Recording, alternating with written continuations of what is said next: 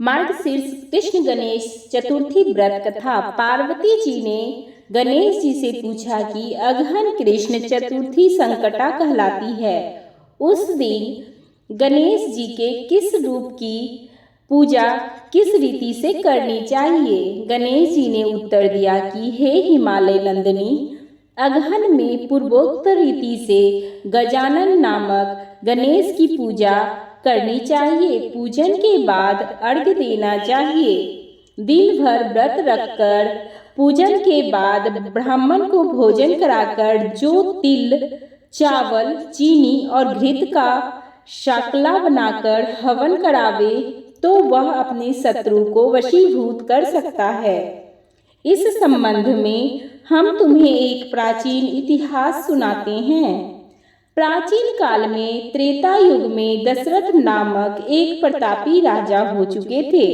वे राजा आखेट प्रिय थे।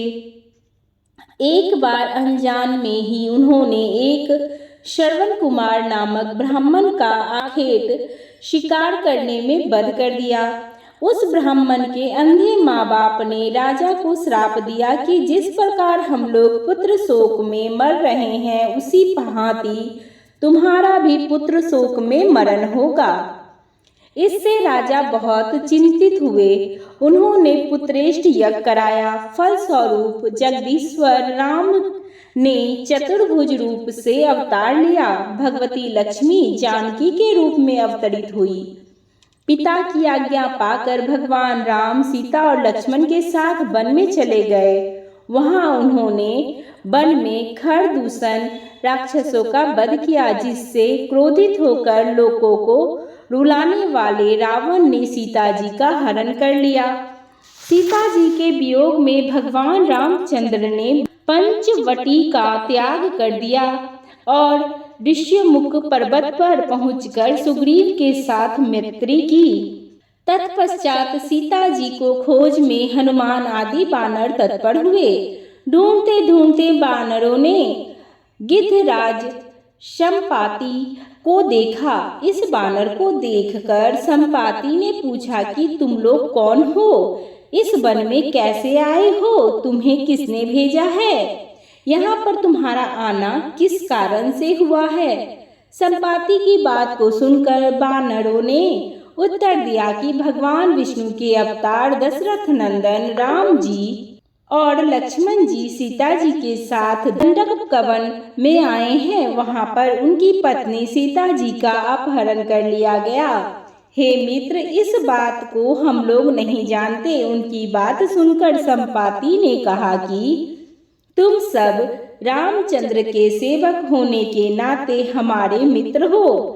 जानकी का जिसने हरण किया और वह जिस स्थान पर है वह मुझे मालूम है। सीता जी के लिए मेरा छोटा भाई जटायु अपने प्राण गंवा चुका है। श्री रामचंद्र के चरण कमल पर स्मरण कर हमारे भाई ने अपना शरीर त्याग दिया। यहाँ से थोड़ी ही दूर पर समुद्र है और समुद्र के उस पार राक्षस नगरी है। वहाँ अशोक के पेड़ के नीचे सीता जी बैठी हुई हैं। आप लोग देखिए, रावण द्वारा अपहरण सीता जी अभी भी मुझे दिखाई पड़ रही हैं। मैं आपसे सत्य कह रहा हूँ कि सभी बानरों ने हनुमान जी अत्यंत पराक्रमशाली हैं, अतः उन्हें वहां जाना चाहिए। केवल हनुमान जी ही अपने पराक्रम से समुद्र लांघ कर जा सकते हैं। अन्य कोई भी इस कार्य में समर्थ नहीं है। संपाति की बात को सुनकर हनुमान जी ने पूछा कि हे संपाति, दुस्तर समुद्र को मैं किस प्रकार पार कर सकता हूँ? हमारे जब बानर उस पार जाने में असमर्थ हैं तो मैं ही अकेला कैसे पार जा सकता हूँ?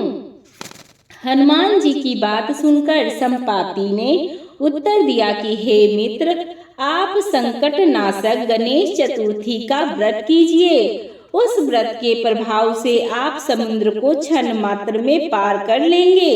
संपाति के आदेश से संकट चतुर्थी के उत्तम व्रत को हनुमान जी ने किया। हे देवी, इसके प्रभाव से वे क्षण भर में समुद्र को लांघ गए। इस लोक में इसके समान सुखदायक दूसरा कोई व्रत नहीं है। श्री कृष्ण जी कहते हैं कि हे महाराज युधिष्ठिर, आप भी इस व्रत को कीजिए। इस व्रत के प्रभाव से आप क्षण भर में अपने शत्रुओं को जीतकर संपूर्ण राज्य के अधिकारी होंगे। भगवान कृष्ण के वचन को सुनकर युधिष्ठिर ने गणेश चतुर्थी का व्रत किया। इस व्रत के प्रभाव से वे अपने शत्रुओं को जीतकर राज्य के अधिकारी बन गए। इसी प्रकार मार्गशीर्ष कृष्ण गणेश चतुर्थी व्रत यहीं पर समाप्त होती है।